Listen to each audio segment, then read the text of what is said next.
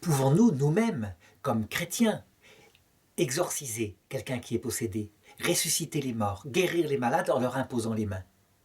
Pourquoi je pose cette question? C'est parce que en Matthieu chapitre 10, verset 8, Jésus dit à ses apôtres: « Guérissez les malades, ressuscitez les morts, purifiez les lépreux, chassez les démons.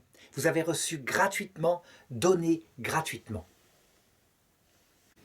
Alors, ce qu'il faut comprendre d'abord, c'est que, comme toujours, dans de tels textes, il faut comprendre les deux sens qu'utilise Jésus. Il y a effectivement un sens littéral. Il a lui-même ressuscité des morts, guéri des malades partout où il passait. Et il y a le sens profond que lui-même veut signifier, à savoir une résurrection intérieure, une guérison intérieure des maladies. Pourquoi? De quelle façon? Par la découverte du Christ, de la vie spirituelle, du sens de cette vie, de l'évangile, c'est-à-dire la bonne nouvelle du salut. S'il s'agit de réaliser ces paroles selon leur sens profond, qui seul compte pour l'éternité, donc d'apporter aux autres le Christ, je dirais qu'effectivement, de par le baptême de l'Esprit Saint que nous recevons, avant même d'ailleurs d'être baptisés avec de l'eau, eh bien lorsque nous sommes adultes en tout cas, nous avons la joie, le devoir d'annoncer, d'apporter aux autres cet évangile. Et si l'Esprit Saint le veut, c'est lui qui leur apportera de le découvrir intérieurement, parce que les hommes ne peuvent que parler, mais c'est l'Esprit Saint qui se fait toucher au fond des cœurs. Et puis, il y a le deuxième sens, au sens matériel, littéral. Est-ce que nous, comme chrétiens, nous pouvons imposer les mains aux malades pour qu'ils guérissent? La réponse est oui, seulement attention, il y a un point là-dessus. C'est que, encore une fois, c'est le Seigneur qui guérit, c'est le Seigneur qui ressuscite les morts. Et lui seul sait quand il veut le faire et quand il ne veut pas le faire.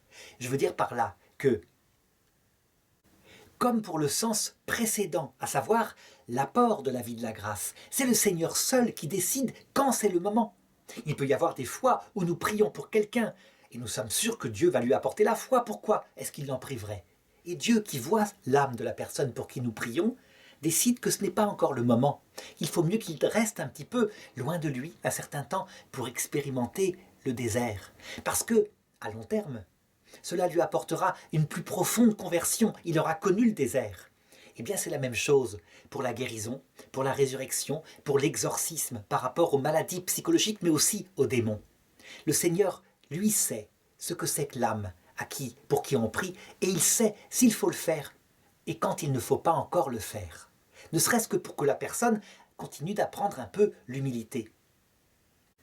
En conséquence, sauf si nous avons, je dirais, le don particulier, comme Padre Pio par exemple, de voir directement la volonté de Jésus, et donc de l'appliquer avec autorité, parce que nous savons ce que Jésus veut pour telle personne. Si nous sommes dans l'aveuglement, c'est-à-dire que nous ne savons pas ce que Jésus veut pour telle personne, eh bien nous pouvons tout de même, comme chrétiens, lui imposer les mains, discrètement parfois, parce que sinon elle se mettra en colère, de loin, par une prière. Et nous devons le faire avec l'idée que tout est remis dans les mains de Jésus, que c'est lui qui saura quoi faire, avec l'Église du ciel, qui est dans la même science par rapport à ces âmes. Si quelqu'un arrive, par exemple, et qu'il impose les mains à une personne qui vient de mourir pour qu'elle ressuscite maintenant, alors que peut-être Dieu veut la prendre tout simplement auprès de lui, eh bien, il n'y aura pas de résurrection, et cette personne se trouvera gros-jean comme devant. Donc, elle aurait mieux fait d'être plus modeste, puisqu'elle n'a pas cette révélation comme le Padre Pio. Et donc, peut-être d'imposer les mains discrètement en disant « Seigneur, si tu veux lui redonner vie, redonne-lui ». Pareil pour la guérison. C'est le Seigneur seul qui sait.